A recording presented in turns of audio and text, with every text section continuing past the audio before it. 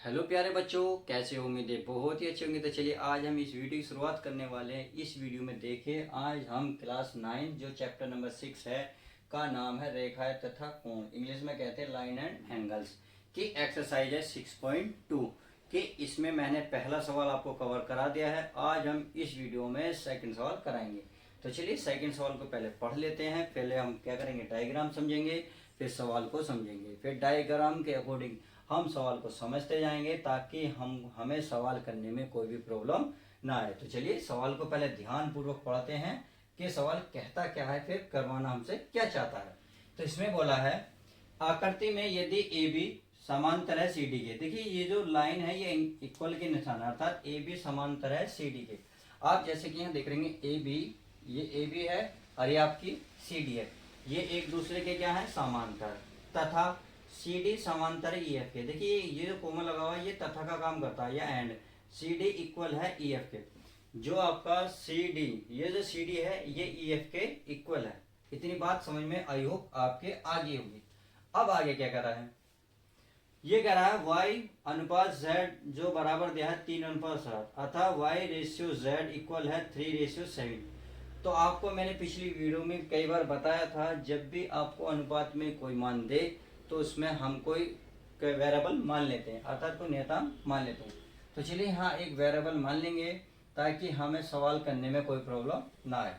तो मान लेते हैं, देखिए यहाँ लिखेंगे माना y बराबर ही पहले दे रखा, तो बराबर के बाद पहले क्या दे रखा 3, तो 3। इसके साथ हम कुछ मान लेंगे, मान लेता हूँ a। आप एक्स वाई जेड कुछ भी मान सकते हैं, आपके डिस्काउंट है। चलिए और अगला क्या दिया है z, क्या दिया है z बराबर कितना है दोस्तों, सेकंड नंबर पर 7। इसके साथ भी क्या मानेंगे, आपकी एक बात का ध्यान रखना है, अनुपात में जो भी मानेंगे आप इक्वल ही मानेंगे। यदि आप a मानते हैं तो a दोनों जगह मानेंगे, यदि आप b मानते हैं तो दोनों जगह b। आप समझ गए होंगे कि जो भी अनुपात में मान दिए होंगे उसमें जो वेरिएबल मानेंगे वो इक्वल मानेंगे, ताकि आपको मान निकालने में कोई भी प्रॉब्लम ना आए। तो उम्मीद है इतना तो समझ में आ गया। अब देखिए इसने पूछा क्या है क्वेश्चन में। भाई अभी तक हमने क्वेश्चन पढ़ा, क्या दिया है वो समझ लिया। अब इसने पूछा क्या है, इसने पूछा है x का मान ज्ञात करें। तो चलिए x का ही मान हम ज्ञात करेंगे। अब चित्र में चलते हैं, चित्र में कैसे पता चले कि क्या है। तो पहले तो सबसे पहले वो चीज लिख लो जो दिया है। तो सबसे पहले दोस्तों दिया है, इसमें लिख सकते हैं दिया है, क्या क्या दिया है, इसने दिया है ए बी जो समांतर है किसके है, सी डी के। ये आप यहां लिख सकते हैं दिया है, सही है, क्योंकि इसने तो क्वेश्चन में साफ साफ दे रखा है। अब आगे क्या बोला है, आगे बोला है, देखिए इसे समीकरण 1 मान लो पहले। अब सी डी समानुपात है ई एफ के, सी डी समानुपात है ई एफ के, यानी कि ये वाली जो किरण प्रकाश रेखा है, किरण है, तो ये क्या है, इसके इक्वल है। तो आप इसे भी लिख लेंगे, सी डी अनुपात है ई एफ के, समीकरण 2। तो ये भी आप बिल्कुल सेम सेम लिख लेंगे, दिया है क्योंकि हमें यहाँ गिवन है। अब समीकरण 1 और 2 से बड़े ध्यान पूर्वक देखिए, भाई ए बी किसके समांतर है, सी डी का। आप एक प्रकार से ये भी कह सकते हैं ए बी बराबर है सी डी के तथा सी डी बराबर ई एफ के। तो इन दोनों में कॉमन क्या है, अर्थात इन दोनों में ऐसे पद क्या है जो दोनों मारे। देखो सी डी पहले समीकरण में भी है, सी डी दूसरी में भी, अर्थात ये दोनों जो पद हैं जो दोनों में मिल रहे हैं, ये इस पद को जोड़ने का काम कर रहे हैं। तो आप इस प्रकार से चित्र को देखकर बड़े आसानी से ये कह सकते हैं कि ए बी जो समांतर सी डी की है, जो सी डी समांतर ई एफ के। तो आप ये कह सकते हो जो ए बी होगी समांतर ई एफ के होगी, क्या होगी, जी हाँ, क्योंकि हमने समीकरण 1 और 2 में देखा सी डी और सी डी क्या कर रही है, इन दोनों समीकरणों को जोड़ने का काम कर रही है। तो आप लिख सकते हैं, यहाँ लिख सकते हैं समीकरण 1 व 2 से। तो आप क्या लिखेंगे, ए बी समांतर है आपके कौन सा, ई एफ के, क्या ई एफ। तो आई होप आपको अब इतना तो बात समझ में आ गया। हमने देखो क्यों करा, क्योंकि हमें सारे पद ये एक दूसरे को ज्वाइंट करने हैं। तो हमें ये पता जरूर पहले करना होगा कि जो रेखा हमारे पास दी हुई है वे क्या एक दूसरे के समांतर हैं या नहीं है। तो हमने ये काम तो पहले कर लिया है कि समांतर तो हैं। अब इसमें देखिए, अब मैंने आपको पिछली वीडियो में बेसिक में समझाया था कि एकांतर अंतःकोण क्या होते हैं। तो उसमें एक ट्रिक बताई थी, अगर आपको z प्राप्त होता है, इस तरीके का z प्राप्त होता है, तो चित्र के जहां अंदर ये बनते हैं, जहां दो रेखाएं एक दूसरे को कम कोण, क्योंकि कोण ये तो वाला तो बहुत ज्यादा होगा, तो ये कहलाता है एकांतर बाह्य कोण। और जो ये बनेगा इधर वाला, ये कहलाता है एकांतर अंतःकोण। तो आप बड़े ध्यान से देखें, अगर मैं इस तरीके से चलना चाहूँ तो ये भाई देखिए, आप ये पहले चले, फिर आप ये चले और फिर आप ये चले, तो आपको z नजर आ, तो इसका मतलब एक एंगल आपको ऊपर नजर आ, एक एंगल आपको नीचे नजर आ। ऊपर वाला एंगल x है, नीचे वाला z है, तो ये एक दूसरे के क्या होते हैं, बराबर होते हैं। मैंने पिछली वीडियो में आपको साफ क्लियर करा दिया था।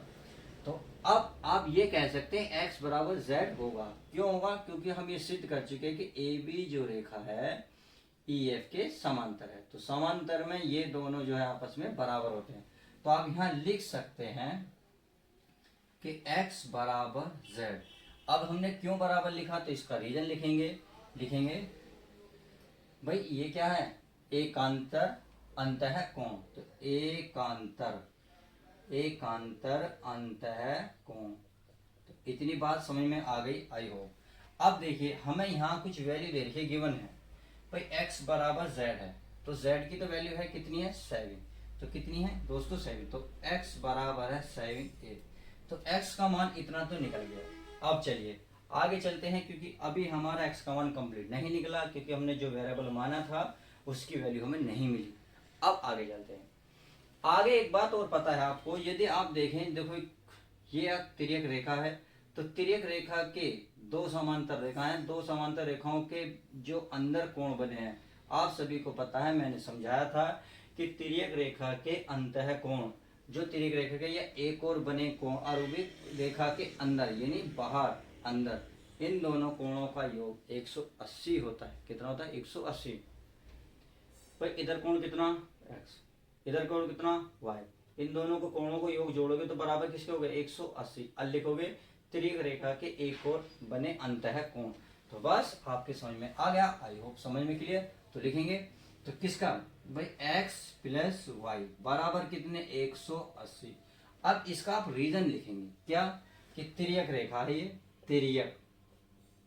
तिर्यक रेखा के एक और अंतः कोण। क्या है, एक और अंतः कोण। बाह्य कोण नहीं है, अंतः।